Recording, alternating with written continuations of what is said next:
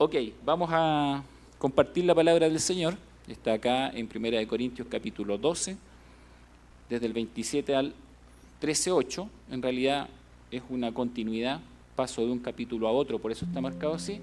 Pero antes de eso, solamente recordar dónde estamos. Hemos estado dialogando respecto de lo que significa vivir la misión bajo la luz del reino de Dios, de la cual todos nosotros somos participantes activos. Dios nos ha dado a todos la tarea de reconciliar, nos ha dado el mensaje de la reconciliación y nos ha hecho por misericordia sus embajadores. ¿Sí? ¿Estamos todos de acuerdo? Excelente, muy bien. Y por lo tanto, nuestra iglesia tiene el deber de predicar el Evangelio de Jesucristo desde este lugar, desde Peñalolén y hasta lo último de la tierra, ¿cierto? En cumplimiento al mandato de nuestro Señor Jesucristo. Recordamos la última predicación de Jesús en directo a sus discípulos, ahí en Hechos capítulo 1, versículo 8, y esta fue la petición de que todos aceptásemos el desafío entonces de predicar el Evangelio en todo lugar, en todo tiempo, en toda circunstancia. Así es que todos los que hemos conocido a Cristo como Señor y Salvador pasamos a formar parte de este equipo de servicio que es la iglesia de Jesucristo. Y dentro de ese marco, sirviendo en la misión de Dios como súbditos de su reino, hemos tratado todas estas temáticas. La semana pasada vimos la misión y los dones del Espíritu Santo y hoy vamos a ver la misión y el fruto del Espíritu Santo. ¿Bien? ¿Estamos ahí todos en línea, cierto? Excelente, perfecto.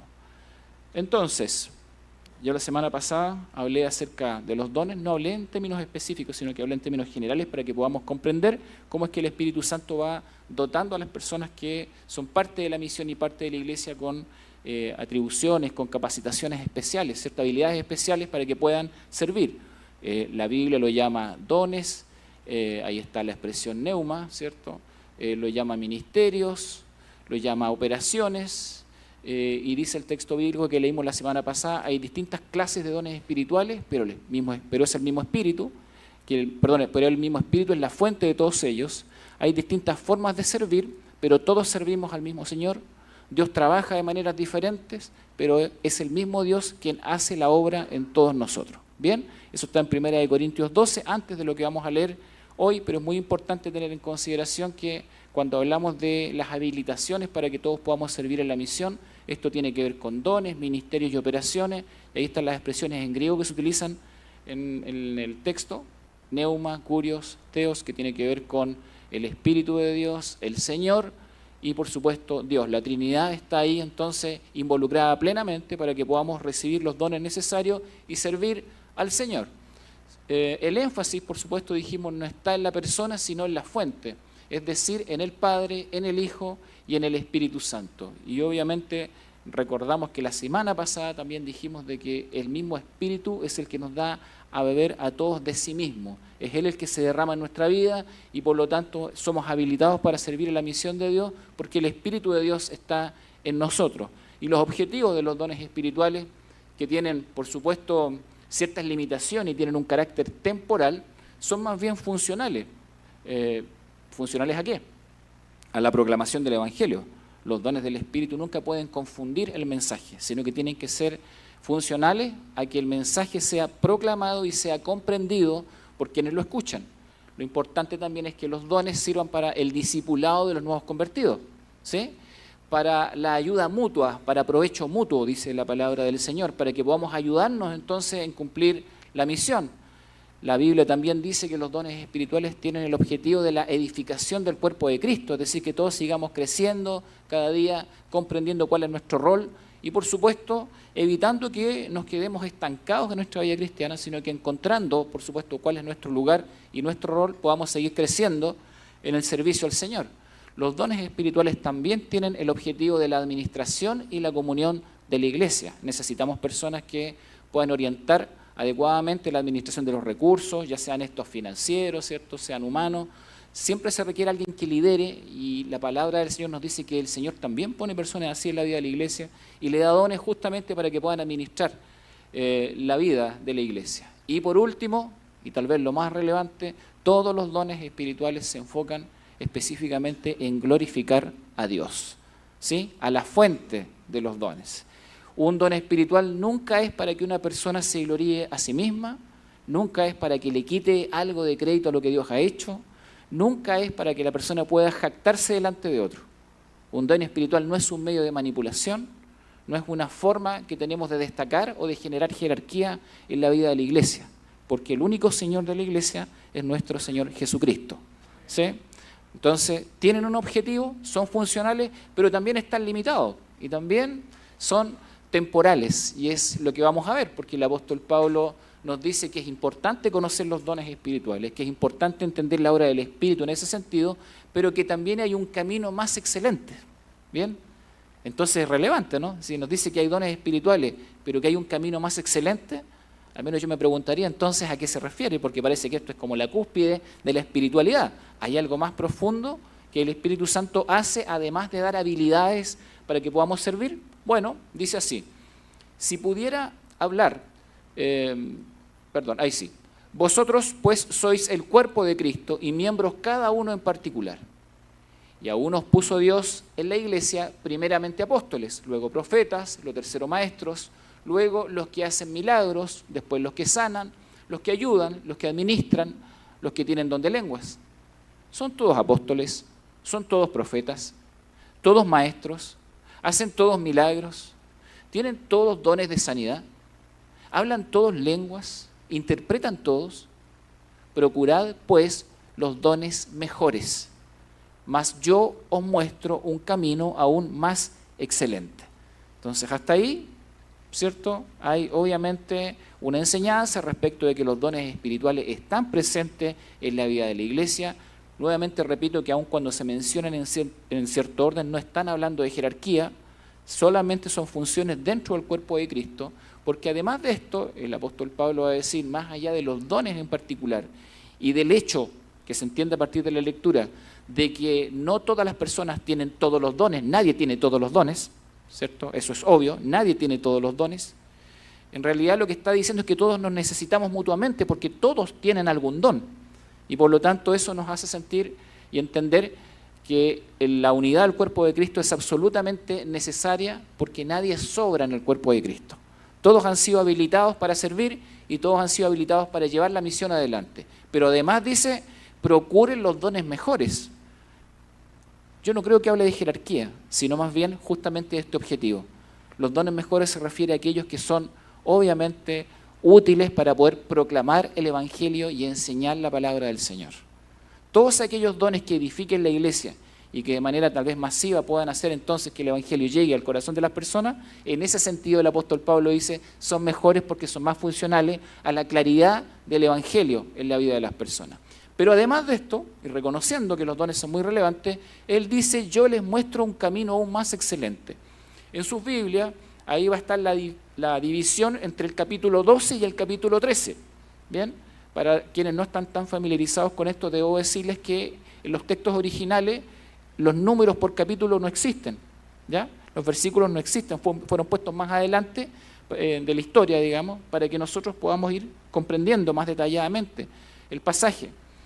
Pero en realidad en las cartas originales esos capítulos, esos números, versículos no existen, así que se puede leer como algo continuo, efectivamente como una carta. ¿Bien? Los subtítulos tampoco existían, fueron puestos más adelante para que nosotros pudiésemos leer de manera más ordenada, pero originalmente es solamente un escrito, una carta, así que lo podemos leer así. Yo elegí además desde el versículo capítulo 13 en adelante, la continuación de esto, otra versión porque me parece más clara en función de lo que dice.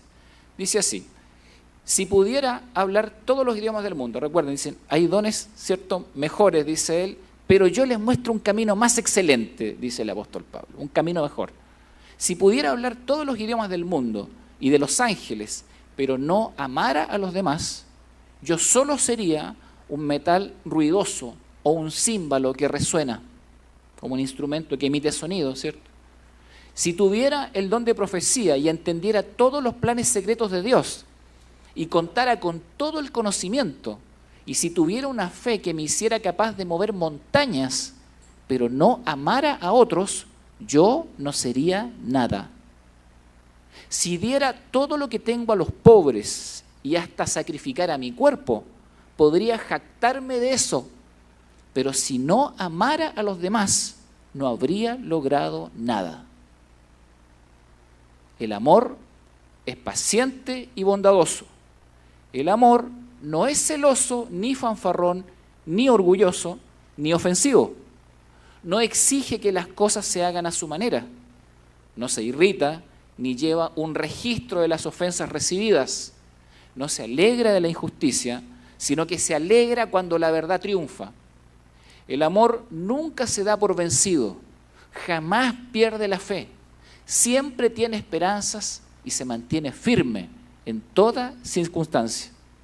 La profecía, el hablar en idiomas desconocidos y el conocimiento especial se volverán inútiles, pero el amor durará para siempre. Hermosa palabra del Señor, ¿cierto? Permítanme orar para seguir reflexionando juntos. Padre, muchas gracias por esta hermosa oportunidad, una vez más, de estudiar tu palabra. Guíanos, Señor, en la reflexión, que tengamos un corazón humilde, lleno de sabiduría de lo alto, para escuchar tu palabra y aplicarla correctamente a nuestra vida. Bendícenos en esta hora, Señor, por medio de tu Espíritu Santo, para que podamos comprender tu enseñanza, comprender tu mensaje y vivirlo en integridad. Gracias, Señor. Estamos delante de tu presencia con un corazón humilde y dispuesto en el nombre de Cristo Jesús.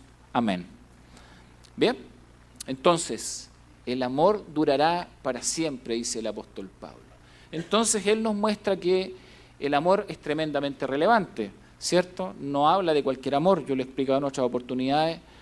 Acá está hablando del amor de Dios que se hace presente en la vida de la persona, el amor en términos plenos. No es solamente un amor en términos pasionales o no es solo un amor en términos filiales, está hablando del amor de Dios, del profundo amor de Dios, desprendido, generoso, y uno claramente en la descripción que está allí se da cuenta que es un amor que trasciende la capacidad del ser humano. ¿Quién puede amar de esta forma si no es a través de Dios, si no es Dios obrando en nuestro corazón, ¿cierto?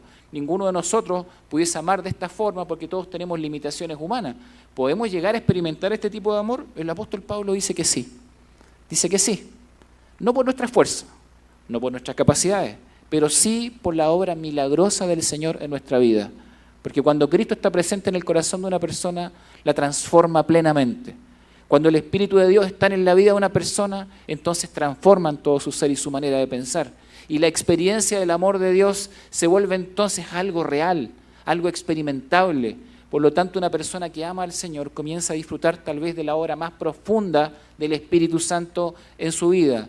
Y el amor entonces, en ese sentido, va a ser el rasgo fundamental de la nueva vida en Cristo y de la obra del Espíritu Santo. Miren, de hecho el apóstol Pablo dice, más allá de los dones, incluso de las cosas que se ven, de las habilidades que cada uno pueda tener, más allá de eso dice, más allá de las capacidades, hay algo fundamental y tiene que ver entonces con esta obra del Espíritu Santo en la vida de una persona.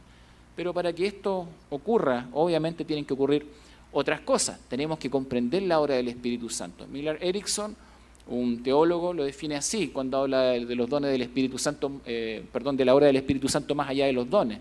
Él dice, el Espíritu Santo también trae la santificación en la vida del creyente. Por santificación queremos decir la continua transformación del carácter moral y espiritual, de manera que la vida del creyente refleje realmente la posición que ya tiene a los ojos de Dios. Aunque la justificación es el acto instantáneo de otorgar una posición justa ante Dios, la santificación es el proceso que hace que una persona llegue a ser santa o buena en el sentido práctico, en el sentido del día a día. Entonces, la palabra del Señor nos está diciendo, ¿cierto?, justamente lo que este teólogo tal vez interpreta. Tiene que ver con que hay una obra mucho más profunda que el Señor está haciendo en nuestra vida. Y el Espíritu Santo provoca en nosotros entonces la santificación. Una santificación en dos niveles. Una, como dice allí, esta santificación en términos de nuestra posición delante de Dios. Sí, somos vistos santos y somos declarados justos ante los ojos de Dios como un acto de misericordia y un acto de la gracia del Señor. Pero el hecho de que ese sea nuestro estado delante de Dios no significa que humanamente estemos justamente en el punto de reflejar totalmente esa santidad. Hay un aspecto que tiene que ver con nuestro estado delante de Dios, pero también hay otro aspecto práctico, y es que el Señor está trabajando en nuestra vida cada día para que nosotros podamos expresar de manera práctica esa santificación que ya tenemos delante del Señor. Así es que Él está diciendo eso. Hay una obra del Espíritu Santo que es la santificación y que está obrando en nuestra vida de manera continua, permanente. La obra del Espíritu Santo es amplia, es total durante toda la vida del creyente, trae convicción de pecado. Eso significa que el Espíritu Santo obra previamente a nuestra conversión. Antes de nosotros entregarle nuestro corazón al Señor, fue el Espíritu Santo el que obró en nosotros, ¿cierto? Alcanzó nuestro corazón y trajo convicción de pecado. Miren eso. O sea, convicción de que algo estaba mal en nuestra vida, de que algo en realidad está afectando nuestra vida, de que algo necesita ser cambiado. Se provoca entonces un anhelo por la salvación. Bien, eso también es entonces motivado por el Espíritu Santo. Implica entonces el anhelo de someter la vida al Señor. Se produce este acto de querer buscar a Dios vinculándose a Él en base al amor que el Espíritu Santo comienza a provocar, este anhelo por amar a Dios y buscar de su presencia. Se produce además un rechazo al pecado en todas sus formas. Lo que antes no me molestaba, ahora sí me molesta. Lo que antes no me incomodaba, ahora sí me incomoda. Eso es una señal inequívoca de que el Espíritu Santo está obrando en la vida de una persona. La persona entonces empieza a anhelar que la carne o la vida antigua muera, ¿sí? Que vaya quedando en el pasado, que las cargas del pasado realmente queden allí en el pasado. Se produce un rechazo frente al mal. Hay un anhelo por una nueva vida en Cristo. No solamente se trata de desechar lo malo, sino de querer lo bueno con el Señor. Hay un anhelo por ser moldeado a la manera de Cristo. Sí, uno quiere crecer, uno anhela entonces tener las características de Jesucristo en la vida, ¿cierto? Personal. Hay un empoderamiento espiritual para vivir en la vida nueva. No somos dejados simplemente, ¿cierto?, ahí en la nada. Al contrario, el Señor está con nosotros, se compromete con cada uno de nosotros. Y es su Espíritu Santo el que obra entonces de manera poderosa para que tenga la capacidad entonces de vivir en esta vida nueva. Somos empoderados espiritualmente. Y por supuesto, como ya lo hemos dicho, Él nos da dones para servir en la extensión de su reino, nos hace personas útiles para Él, para que le sirvamos con integridad, transforma el carácter, transforma la mente y por supuesto se produce un crecimiento constante y este crecimiento seguirá hasta el día en que Cristo acabe la obra que Él comenzó. ¿Ven? El Espíritu Santo obrando de manera continua en la vida del creyente, santificándonos, apartándonos y al mismo tiempo, ¿cierto?, produciendo esa santificación constante. Pero el ser humano es complejo, ¿sí? ¿Cómo entendemos esta obra en nuestra realidad? La complejidad del ser humano, ¿sí? ¿Cómo entendemos algunas cosas, no? Por ejemplo, el temperamento. Porque claramente el texto dice que están los dones, nos habilita, pero que el Señor tiene que hacer una obra en nosotros que es más grande y profunda a veces que lo que estamos dispuestos a comprender o aceptar. El Señor tiene que hacer algo, y eso solamente lo puede hacer el Espíritu Santo, porque en realidad los rasgos del ser humano son extremadamente complejos y necesitan ser atendidos de manera personal. Cada persona es un mundo. Cada persona es un mundo de complejidades.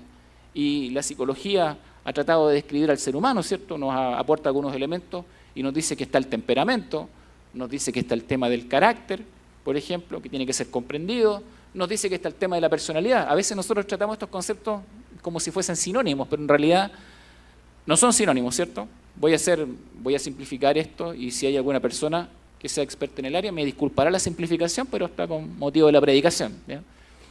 El temperamento, por ejemplo, ¿a qué nos referimos? Siempre hay como complejidades para tratar de entender entonces también la complejidad del ser humano. Nosotros usamos frases como decir, esa persona tiene buen carácter. Todos decimos eso, ¿cierto? Esa persona tiene mal carácter. Esa persona tiene carácter débil. O cuando una persona es particularmente irascible, dice, esa persona tiene carácter fuerte. ¿Sí? Y tenemos esas confusiones porque a muchas personas les parece que un carácter fuerte es aquella persona que es capaz de responder con ira cuando ocurre algo. ¿Será carácter fuerte realmente? ¿A qué nos referimos, cierto? O también usamos expresiones como esta, tiene poca personalidad. O tiene mucha personalidad. Si la persona tiene un poco de desplante, ese tiene mucha personalidad, ¿cierto? Simplificamos las cosas y nos referimos a veces sin entender correctamente cada concepto. Bueno, voy a usar un ejemplo para explicar la complejidad del ser humano. ¿Qué pasó con esto? ¿Qué les causa risa, queridos hermanos? Estoy predicando. ¿Saben qué? Estaba leyendo porque lo he escuchado tantas veces en tantas personas y me puse a leer y dije, ¿habrá alguna base científica para esto? Entonces me di cuenta que, buscando en algunos artículos, hay muchos psicólogos y psicoanalistas que analizan esto y lo llaman así. Sí, lo llaman el mechacortismo o el síndrome de la mecha corta. Y lo analizan porque es un fenómeno muy extendido en la vida de las personas. Mucha gente se autodefine de esta manera, ¿cierto? Claro, entonces, el mechacortismo, vamos a darle una explicación un poquito menos coloquial.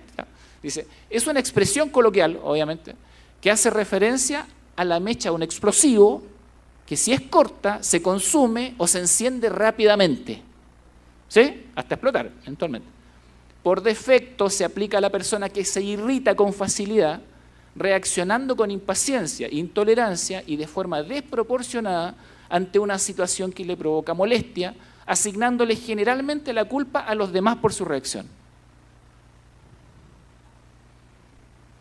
Espero que nadie se moleste con lo que estoy diciendo. Bueno, entonces, sigamos. Frases típicas. Siempre se la toman conmigo. ¿Quién se cree que es este? Esto es intolerable. ¿Cómo me van a tratar de esa forma? ¿Cómo se atreven a hablarme así? Yo no soy como otro. No saben con quién se metieron. Esa les llegó al corazón, ¿eh? Ok. Y esta que ya la conocen. Yo soy así. ¿Sí? Esa es cortita, pero es fuerte, es potente, ¿cierto? Yo soy así. ¿Bien? Sí. El ser humano es complejo. Temperamento, carácter, personalidad. ¿Cómo entendemos la complejidad del ser humano? Algunos ya le están sacando fotos. Si quieren se los mando personalmente. Tengo varios a los que se los puedo mandar después de la presentación. Bueno, sigamos. Entonces, miren, relación entre lo que es el temperamento y el carácter, para que entendamos una cosa o la otra. Pero a mí me sirve analizar esto porque después, al analizar esto, uno dice, qué grande es la obra del Señor en la vida de una persona. Ese es el punto. Porque yo también estaba en el slide anterior. Hoy no, ya hace muchos años que no, pero bueno. Temperamento es una tendencia constitutiva del individuo.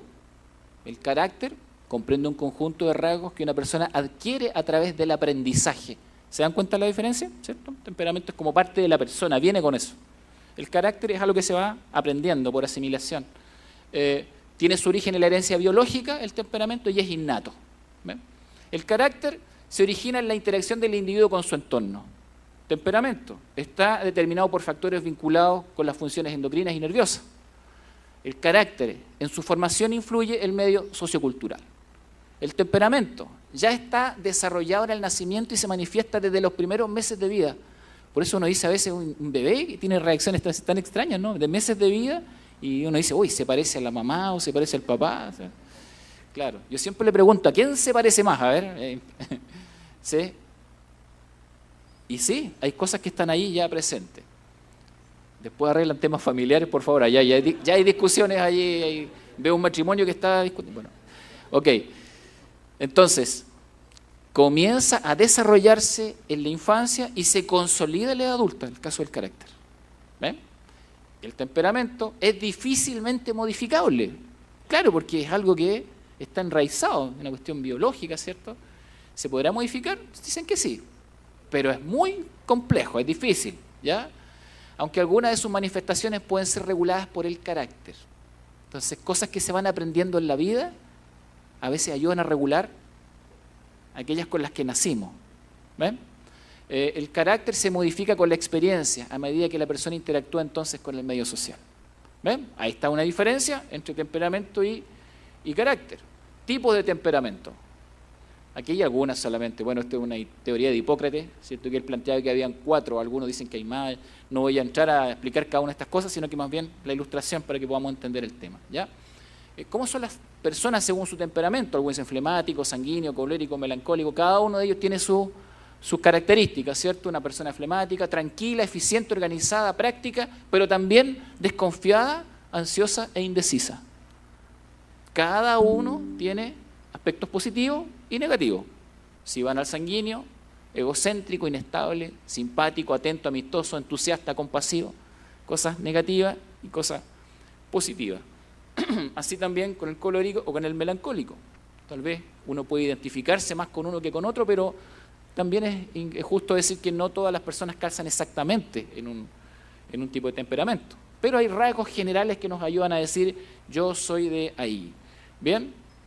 Algunos creo que ya se identificaron, ¿sí? Mueven la cabeza, yo pertenezco a ese grupito, ¿ya? Ok, bien. Tipos de temperamento. Qué entretenido predicar, en serio. Tipos de carácter. Bien. Carácter nervioso, hay varios, 8 tipos de carácter, dice algunos 9, otros 12, depende, ¿no? El carácter nervioso, el carácter apasionado, el carácter colérico, parecido al otro también, ¿no? Porque interactúa con el temperamento. Carácter sentimental, carácter sanguíneo, carácter flemático, carácter amorfo, carácter apático. ¿Ven? Ahora ustedes con este conocimiento, cuando estén hablando con alguien sin decirle nada, piensan y dicen, este tiene carácter amorfo. ¿Sí? Claro. ¿Ven? Bueno, ahí está. Tipos de carácter. Esto está explicando muchas cosas, ¿no? Claro. Y todas las anteriores dicen, bueno, ok. Entonces tenemos temperamento por un lado, carácter por otro, y la interacción entre el temperamento y el carácter da origen a la personalidad. ¿Bien? Y la personalidad, como dice alguien, es una conjunción compleja y diversa de las virtudes, defectos, tendencias, sentimientos y pensamientos de una persona. Es la integración de los rasgos cognitivos y afectivos de una persona. Por eso el ser humano es tan complejo. ¿Ven? Somos una conjunción, como dice, compleja y diversa de cosas buenas y cosas malas que están presentes en nuestra vida. Y entonces surgen los rasgos de la personalidad. Hay gente que tiene apertura, pero si ustedes ven, no sé si se alcanza a ver bien, pero cada uno de ellos tiene un aspecto negativo y otro positivo. ¿Ven? Tiene apertura, pero la apertura puede ser imaginativa o práctica. Interesado en la variedad o en la rutina. Puede ser independiente o conformista. Entonces la personalidad o los rasgos de la personalidad son extremadamente amplios y en realidad algunos han tratado de aglutinar al ser humano en tipos de personalidad, pero no se ha logrado, porque en realidad cada persona representa un universo de complejidad. Y a mí lo que me sorprende es que Dios tiene un trato personal con cada individuo. Es decir, que se compromete en el conocimiento y en la relación con una persona con toda su complejidad. ¿Ven? ¿Cómo puede modificarse algo tan perfecta y maravillosamente complejo? Porque uno puede fijarse en las cosas negativas, pero también puede mirar lo positivo. Qué increíblemente y maravillosamente complejo es el ser humano. Los salmos reflexionan en torno a esto. El rey David dice, me hiciste maravillosamente complejo, dice. Sí, en tantos detalles y tantas situaciones que van entonces siendo parte de la vida del ser humano. Ahora, cuando hablamos entonces de la obra del Espíritu Santo en la vida de una persona, tomé como referencia 1 Corintios y voy a pasar por otros pasajes, no nos sirvió como base para poder comprender el cómo es relevante entonces el asunto del carácter, que Pablo lo resume en el concepto del amor. Pero el concepto del amor es el resumen de toda la obra, ¿cierto?, del carácter en la vida de una persona, del temperamento, de la personalidad. ¿Puede una persona con toda esta complejidad cambiar y ser transformada? ¿Puede una persona con todas estas dificultades y limitaciones realmente ser transformada en su corazón y en su mente hasta el punto de llegar a servir a Dios? Pablo dice que sí. Y si hay un milagro grande, plantea el apóstol Pablo, más allá de los milagros que busca la gente en términos simplistas como una sanidad, uno dice simplista, una sanidad física, no es simplista, pero no se compara a la sanidad del corazón y no se compara a la sanidad de la mente Y Dios está dispuesto entonces a trabajar profundamente en la vida de una persona. Y Pablo también da entonces en Gálatas una respuesta en función de eso.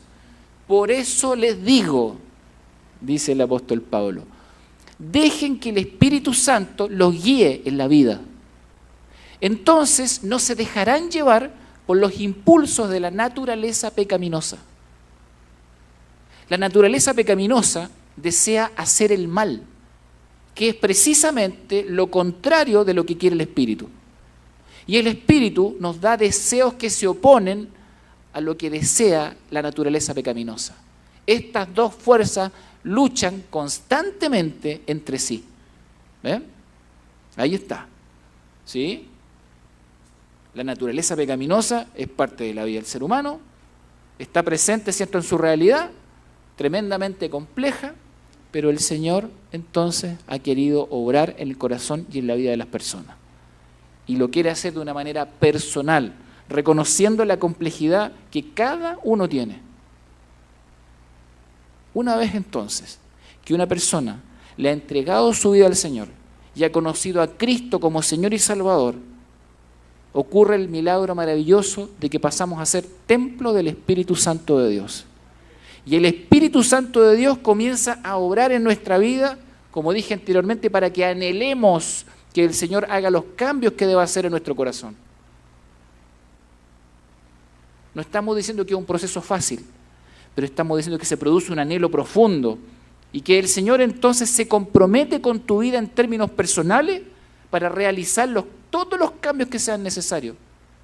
Porque si el Señor ha llegado a nuestra vida, es para transformarnos y para hacernos igual a la imagen de su Hijo. Por eso entonces dice el apóstol Pablo, dejen que el Espíritu Santo los guíe. Así es que si una persona ha creído en Cristo como Señor y Salvador, tiene que dar un paso en este proceso.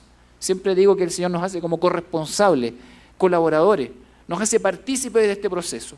Él está haciendo algo y hoy nosotros entonces hemos recibido la obra del Señor en nuestra vida para poder participar de lo que Él está haciendo.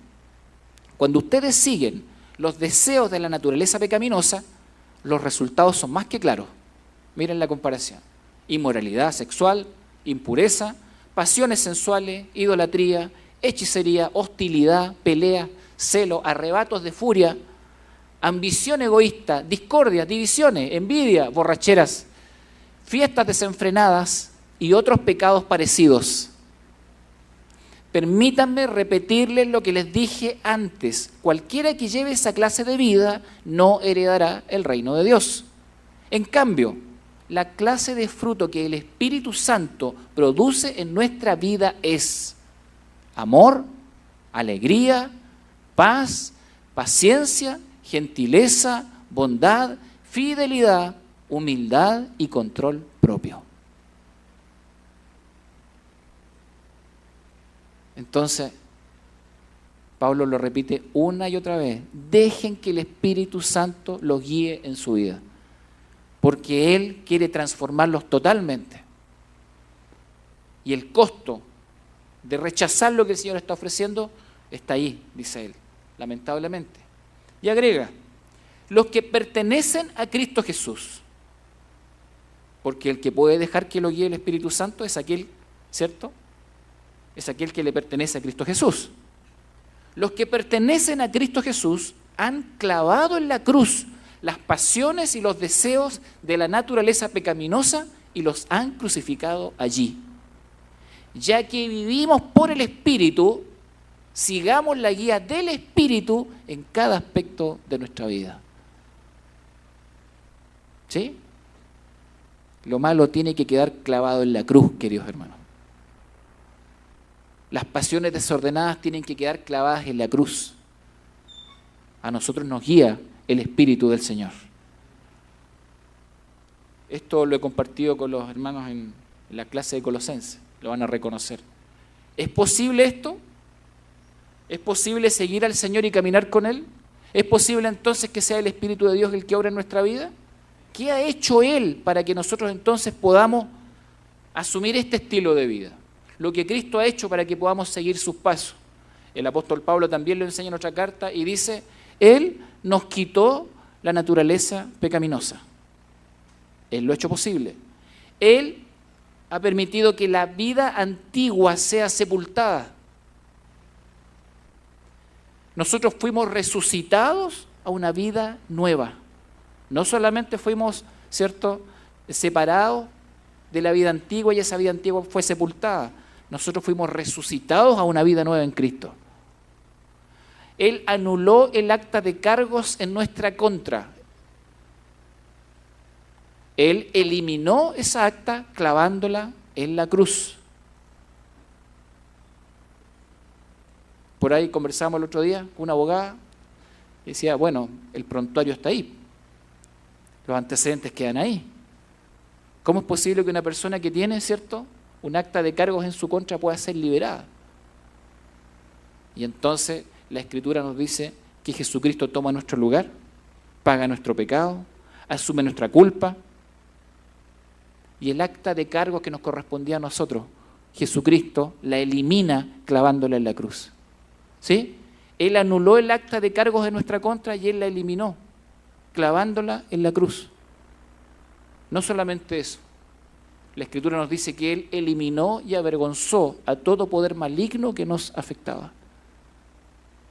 Entonces, ¿es posible seguir los pasos de Cristo? ¿Es posible vivir una vida nueva? ¿Es posible entonces que el Espíritu Santo nos guíe aún en la complejidad del tipo de personas que somos? ¿Hay algo que el Señor puede hacer que sea diferente a lo que otros pueden hacer? Ustedes ya han sido resucitados a una vida nueva con Cristo. Pongan la mira en las verdades del cielo, donde Cristo está sentado en el lugar de honor, a la derecha de Dios. Piensen en las cosas del cielo, no en las de la tierra. Pues ustedes han muerto a esta vida y su verdadera vida está escondida con Cristo en Dios. Cuando Cristo, quien es la vida de ustedes, sea revelado a todo el mundo, ustedes participarán de su gloria. Así que hagan morir las cosas pecaminosas y terrenales que acechan dentro de ustedes. No tengan nada que ver con la inmoralidad sexual, la impureza, las bajas pasiones y los malos deseos. No sean avaros, pues la persona avara es idólatra, porque adora las cosas de este mundo. A causa de esos pecados viene la furia de Dios. Ustedes solían hacer esas cosas cuando su vida aún formaba parte de este mundo. Pero ahora es el momento de eliminar el enojo, la furia, el comportamiento malicioso, la calumnia y el lenguaje sucio. No se mientan unos a otros, porque ustedes ya se han quitado la vieja naturaleza pecaminosa y todos sus actos perversos. Vístanse con la nueva naturaleza y se renovarán a medida que aprendan a conocer a su Creador y se parezcan más a Él. ¿Puede el Señor transformar la vida de una persona? Por supuesto que puede hacerlo. Él ya llegó a nuestro corazón. Para todos aquellos que le han entregado su vida a Cristo como Señor y Salvador, tenemos la absoluta seguridad que el Espíritu de Dios está obrando en la complejidad de nuestro ser. Esta la compartí con las damas, porque el apóstol Pablo dice allí, la vida antigua está muerta, háganla morir.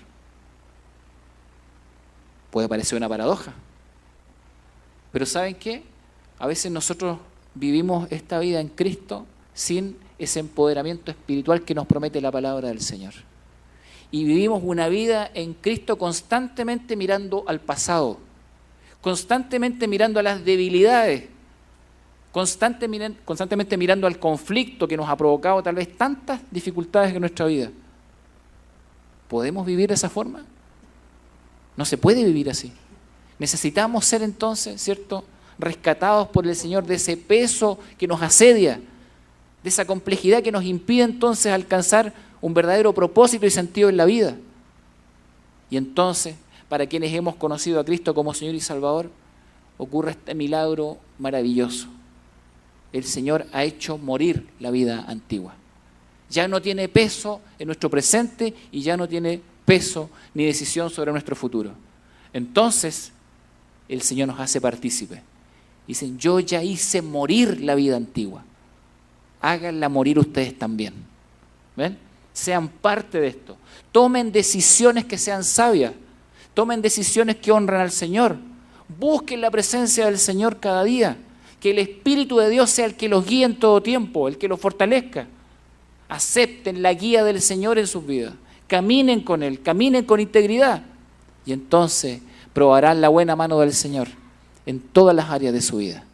Sí, la vida antigua está muerta. Ya no tiene peso sobre nuestra vida. Hagámosla morir. Hagámosla morir. Y que nuestras decisiones honren al Señor. En la complejidad de las personas que somos. Con temperamento complejo. Con carácter complejo por las cosas que hemos ido acumulando en el paso de nuestra vida. Con una personalidad que nos identifica a veces no de buena forma, porque esa personalidad es reflejo, ¿cierto?, tanto de ese temperamento como de ese carácter. Yo creo que es un buen momento para decirle al Señor, Señor, aquí está mi vida. Esta es la persona compleja que soy. Todas estas cosas me han dañado y no quiero seguir perseverando en ellas.